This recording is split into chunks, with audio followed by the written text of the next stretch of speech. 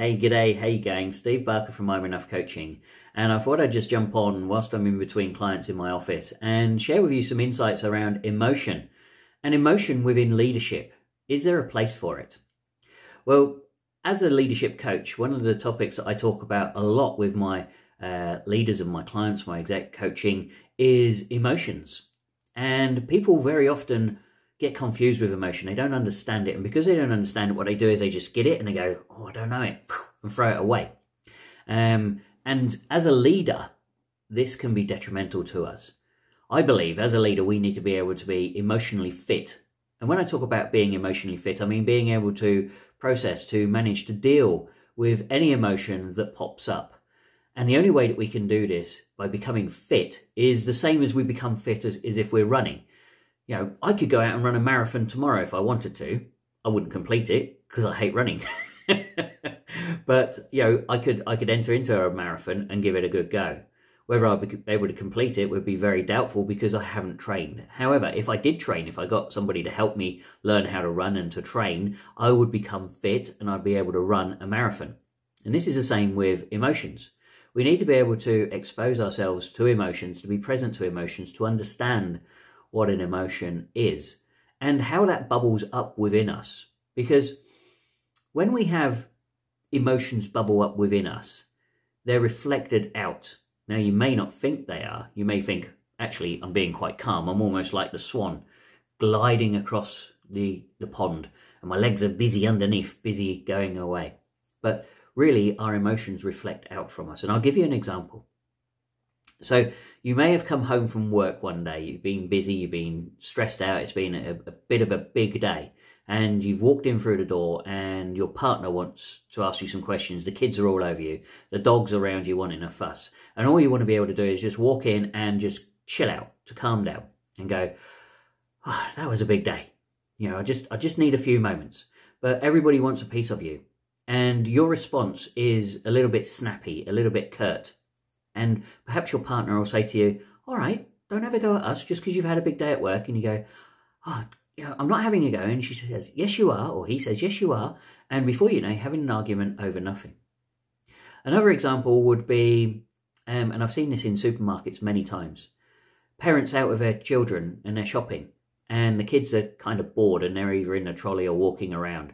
And they start to get up to mischief because they're bored. They're kids. That's what they do.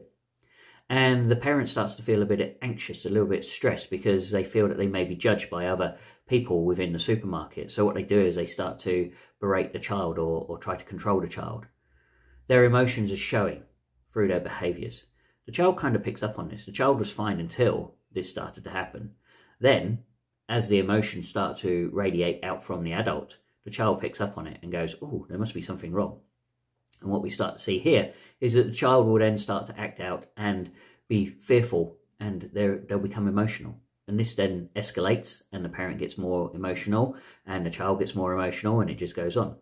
So this is how our emotions escalate or are reflected out from us. Now, if we're not emotionally fit, those emotions will be demonstrated, will be reflected out from us and into the people who are around us, whether that be our team members, whether that be our clients, whether that be our suppliers, whether that be other people that we're interacting with.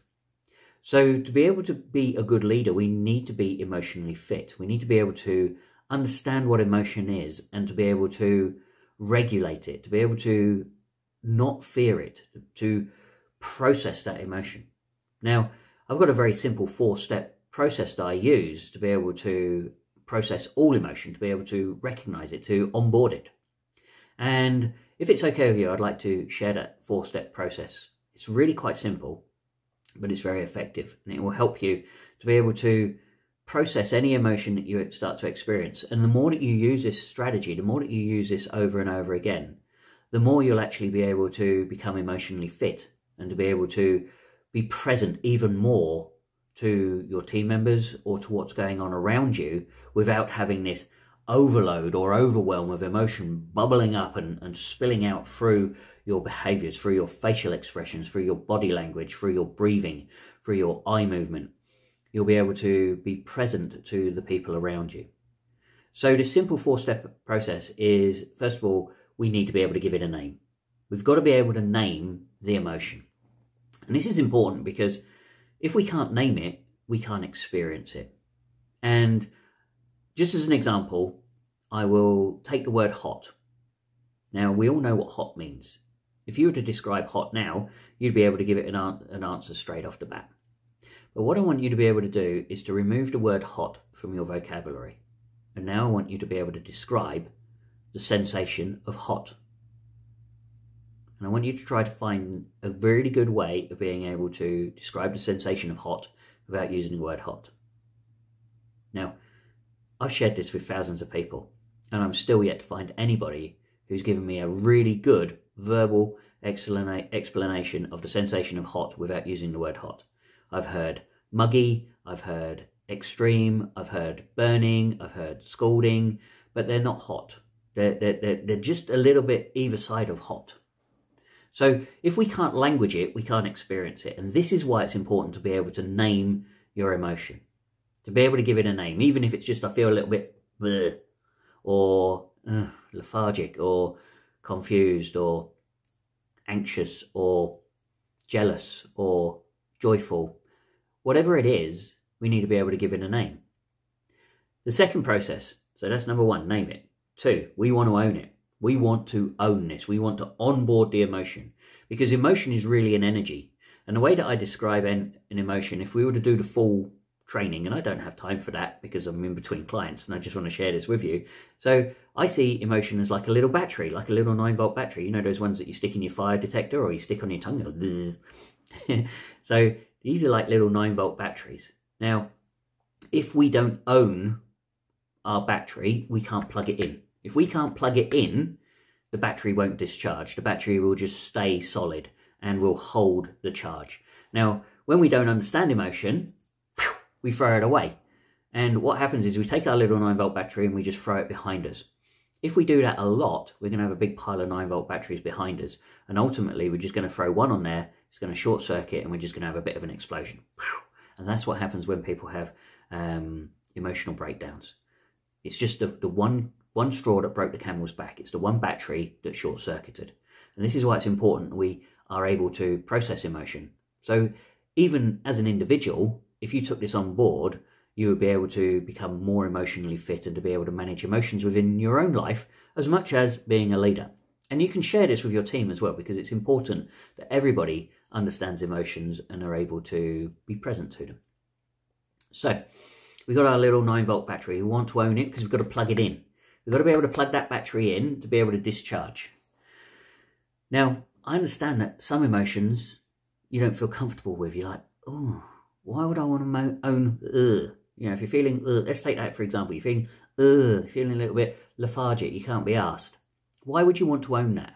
That's not something you really want to plug in, is it? But if you don't own it, you're not going to be able to discharge. You're not going to be able to allow the energy to dissipate naturally through your body.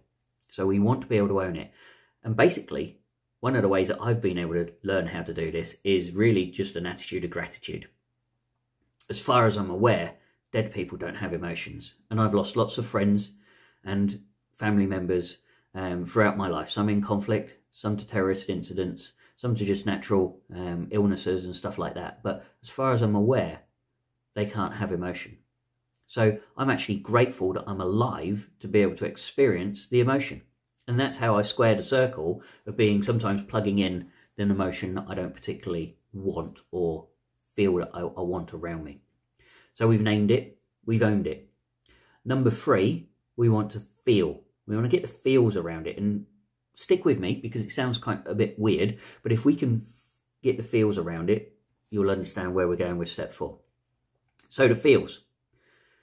What colour would we give this feeling of bleh? And for me, a feeling of bleh conjures up a sort of grey, almost like a battleship grey. So that's the sort of colour that I would give it. What shape would I give it? I would give it the feeling, you know that gloopy gel stuff that kids have, slime. It's like that. And it's just sort of thick and viscous and cold. and slippery and slimy. So, you know, I'm really getting into the texture of it. So it's slippery, it's slimy, it's cold. It's almost wet to the touch, but it's not. It's heavy. It's like a blanket sitting on top of me. Ugh, starting to feel it already, and I'm only just talking about it. So I've got this energy. It's draining me. Where is it on my body? Well, it's kind of just sitting heavily on my shoulders. And what I notice is that I can now check in on that. So I've gone through the feels. I've given it a texture. I've given it a color. I've given it a location. I've given it a weight. Is it moving? You know, whereabouts is it? It's on my shoulders. So I now know what this emotion is. The name is ugh. I've owned it. I wanted to plug it in. That means that I can explore it. So I've done the feels. Now we just let it be. We just allow the emotion to be present. We don't want the emotion to go. We just want it to be present and to sit with us. And we'll go away and do something. We'll do some sort of activity, or we'll just have a feel around, or you know, something will happen. And this allows us to continue with our day. It doesn't mean that the emotion isn't going to impact us. It doesn't mean that it's going to, you know, degradate the emotion. It just means that we're present to it, and it's doing what it naturally does, which is to discharge through our body. Now, when a period of time has gone past, we can come back. So this is where we go. So we've named it, we've owned it, we've felt it, we've now let it be. And now we come back to number 3, and we go back to the feel. So we go round in a loop. And because we've named it and we know where it is in our body, we know what color it is, we can explore it again. But this time we want to explore it like a crazy scientist. Has anything changed? And be honest, be integral with yourself. Has anything changed? Maybe the colours changed, maybe the texture's changed, maybe the location's changed, maybe the shape's changed, maybe the weight's changed. Whatever it is, something will have changed. Sometimes it might get more intense, and that's perfectly cool. We just need to allow time. And then we get curious. Once we've recognised something's changed, why is it changed? What's happened? Sometimes it's time. Sometimes we've worked out a different way of being able to see things or create a perspective. Maybe something else has happened. Maybe we've got more information. Maybe we've got more clarity around something. But whatever it is, it's changed. And we accept that. And we go back to let it be. Go back to step number 4, let it be. And then we allow another period of time to go past, something to happen. And then we scroll round to number 3 again. And we just follow around 3 to 4, 3 to 4, 3 to 4. And we keep going until we check in and we notice that the feeling of the has kind of gone. And we go, where is it? Can I find it? Oh no, it's not there anymore. Can I locate it anywhere? No, it's not anywhere else in my body. Cool. This means that the emotion has been able to move through us. Now, like I say, this is something that we need to practice. This is something that we need to get fit at as leaders, as human beings, if we want to be able to have an emotionally balanced life. So if you can apply those 4 strategies, first of all, name it, own it, feel it, let it be. Those simple 4 strategies. And I want to challenge you to start doing this over the next sort of couple of weeks and build up your emotional fitness. Because as a leader, when the shit hits the fan, when things suddenly start going wrong, you need to be able to respond calmly, effectively. You need to be able to remain with your frontal cortex engaged. And this is about stress, which is another pillar of the 12 conscious pillars of leadership, if you're interested. But we need to be able to manage and understand stress. So we can be effective when the shit hits the fan, because everybody's looking at us as leaders to be able to be effective, to be able to come up with ideas, to work our way through problems, to solutioneer, and to move the whole team through. And I'll give you an example of how, when I was in the Air Force, how being emotionally fit really helped me serve a young lady who was part of my team. So I was a basic recruit instructor, and my unit, my guys, my intake had been away on weekend leave. And I had a young lady who was a really good recruit, very, very good. But over the next couple of days, from the Monday through to the Wednesday, her standards had slipped dramatically and something had gone wrong. So I asked this young lady to come into my office and we had a bit of a conversation. And she was really afraid and fearful that she was going to get discharged because she wasn't achieving her standards. And I said to her, look, something's gone wrong. Please share with me, what's happened, because before you went away on weekend leave, you were fine. And now you've come back and something's not quite right. What's going on? And then she opened up and explained to me how she'd been assaulted and raped over the weekend. Now I'm sitting in my office with my corporal and I'm getting told of this horrendous attack that this young girl's been through. Internally, emotionally, I was like, fuck, what do I do? How do I deal with this?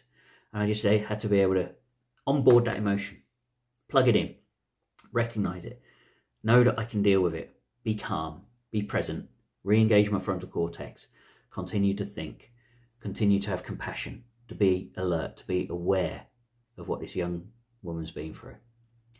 And I was able to remain really calm and to be effective and get her the support and help that she needed.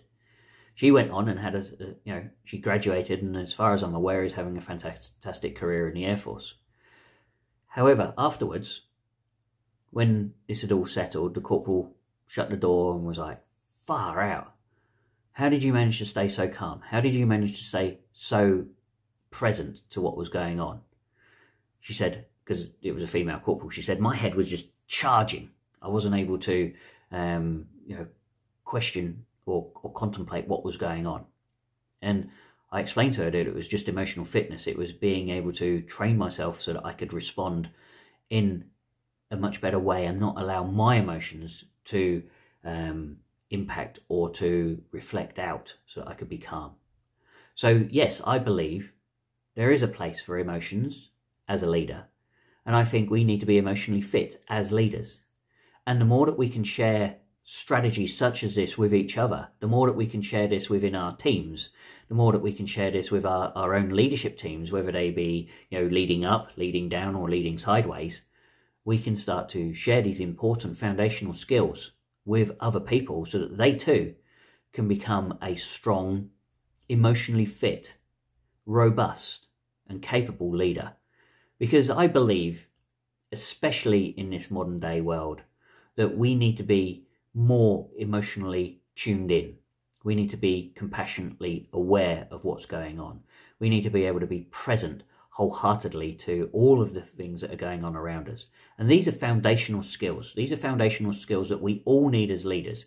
Whether you are a young emerging leader or whether you are a 20-year leader who has heaps and heaps of experience. Just like any skill, if we don't practice it, if we don't keep using it, then that skill is going to fade, wither and die. So wherever you are, whatever it is that you do within your role as a leader, you still need to tune into your foundational skills, and you need to have the conscious awareness of this. So I hope that you found this interesting, and I'd love to hear your thoughts and feedback. I'd love to hear your thoughts around, is there a place for emotions as a leader? And how you've experienced emotions within your role as a leader. Have they hindered you? Have they scared you? Have they been something that's empowered you? I would love to hear your thoughts and feedback. And if you are interested in the 12 Pillars of Conscious Leadership, please just leave me a comment and I'll share a link with you so you can find out more information around it. So, my appointment is fast approaching, so I'm going to say cheerio, but I just wanted to share this with you. As it popped into my head, I thought, yeah, why am I not sharing this? So I thought I'd jump on and share it with you. My name's Steve from I'm Enough Coaching. Wherever you are in the world, whatever it is that you're doing, stay safe and keep doing what you do. The world needs more leaders. We don't need any more managers or supervisors. All right, take care. Look after yourselves. Toodaloo.